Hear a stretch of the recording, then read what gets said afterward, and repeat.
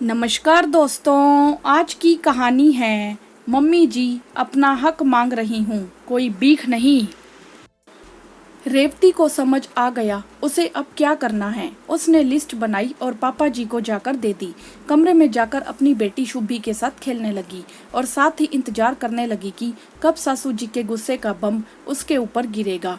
लेकिन आज रेवती ने भी बॉम्ब प्रूफ जैकेट मतलब अपनी हिम्मत को पहन लिया था। उसने सोच लिया था कि आज और अभी सारा किस्सा खत्म करके ही रहेगी।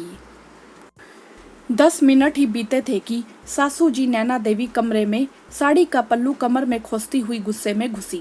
बहू शर्म लिहाज है क्या, चूल्हे में झोंक दिया। यह क्या लिस्ट पकड़ा आई हो अपने ससुर जी को। क्यों मम्मी जी, लिस्ट बहुत लंबी हो गई क्या।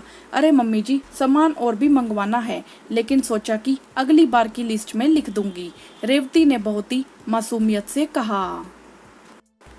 दिमाग खराब हो गया है क्या। कभी सुना है कि एक बहू ने ससुर से यह सब सामान मंगवाया।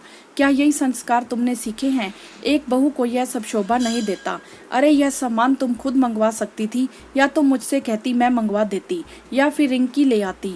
नैना देवी का पारा चढ़ता ही जा रहा था। मम्मी जी, आप शायद भूल रही हैं कि मैंने आपसे 2 दिन पहले ही कहा था मुझे कुछ जरूरी सामान मंगवाना है। तो आपने ही कहा था कि संडे को तुम्हारे पापा जी बाजार जाएंगे तो ले आएंगे। अभी मेरे पास पैसे नहीं हैं और मैं खुद कैसे मंगवा सकती हूँ, जबकि आपके बेटे ने मुझे आपके ही कहने पर 1 रुपया भी नहीं दिया। कुछ याद आया मम्मी जी, रेवती ने सासू जी को याद दिलाया। रेवती का ससुराल गांव में है और उसकी शादी को 3 साल हो चुके हैं। उसका पति दूसरे शहर में नौकरी करता है। गांव में सास ससुर नंद है। अभी शुभी छोटी है, इसीलिए रेवती अधिकतर सास ससुर के पास ही रहती है। अजय 2-3 महीने के अंतराल में गांव आता रहता है। जाते समय सासू जी रेवती और बेटी शुभी के खर्चों के नाम पर अपने लिए अजय से मोटी रकम ले लेती है।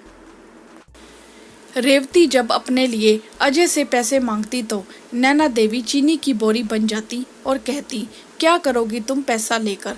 अरे यहाँ हम हैं, पापा जी हैं, तुमको जो चाहिए होगा मुझसे या पापा जी से कहना, सब ला देंगे। यह उस समय की बात है जब सैलरी हाथ में मिलती थी और एटीएम या यह कहिए कि डिजिटल शब्द सिर्फ शब्द था।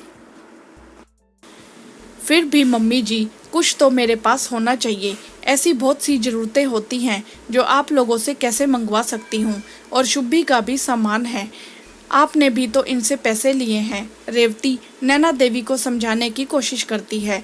ओ अब समझी, अब तुमको इस बात से जलन हो रही है। मेरे बेटे ने अपनी सैलरी मुझे दे दी। और फिर नैना देवी का इमोशनल नौटंकी चालू हो गया।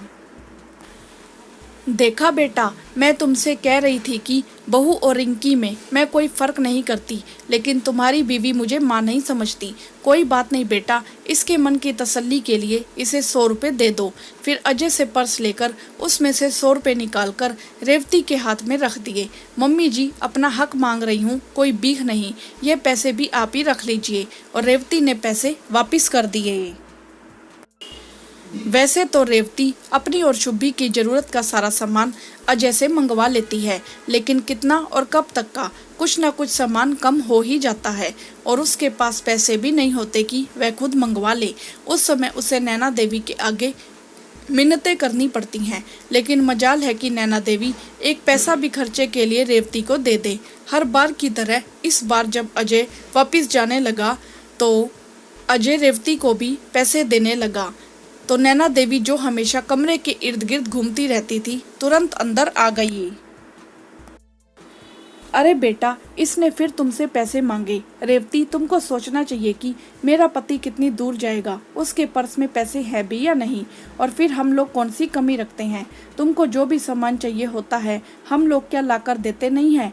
बेटा तू जा, इसका हर बार का यही नाटक है। रेवती, जब मम्मी पापा जी तुम्हें किसी चीज़ की कोई कमी नहीं रखते तो तुम हर बार रोना क्यों रोती रहती हो कि अपनी ज़रूरत का सामान किससे मंगवाऊं। शुक्र करो कि तुमको मम्मी जैसी समझदार और केयरिंग सास मिली है। अजय ने रेवती को ही डांट दिया। इस बार रेवती को समझ आ गया उसे अब क्या करना है। उसने लिस्ट में अपने लिए body lotion, hair remover cream के साथ सैनिटरी पैड भी लिख दिया। अब आप समझ गए होंगे कि लिस्ट में यह सब पढ़कर ससुर जी का दिमाग चकरा गया। उन्होंने नैना देवी को गुस्से में लिस्ट पकड़ा दिया और नैना देवी बम बनकर रेवती के ऊपर फटने के लिए आ गई। मैं अपने मजे करने के लिए अपने पति से पैसे नहीं मांगती। औरतों की बहुत सी ज़रूरतें होती हैं जो वह अपने ससुर से तो क्या अपने पापा से भी नहीं मंगवा सकती। लेकिन आप ये बात समझ कर भी समझना नहीं चाहती। आपको पापा जी की सैलरी पर भी हक चाहिए और बेटे की भी। बेटे के सामने ममतामयी सास बनने का स्वांग रचती हैं और पीठ पीछे बहू को सताने के 100 उपाय ढूंढती हैं।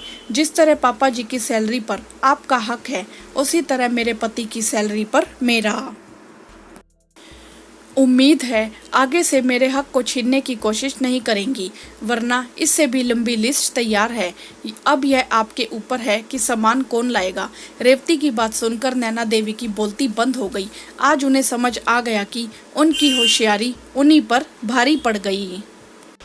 वीडियो को लाइक करें, शेयर करें और चैनल को सब्सक्राइब भी करें। धन्यवाद।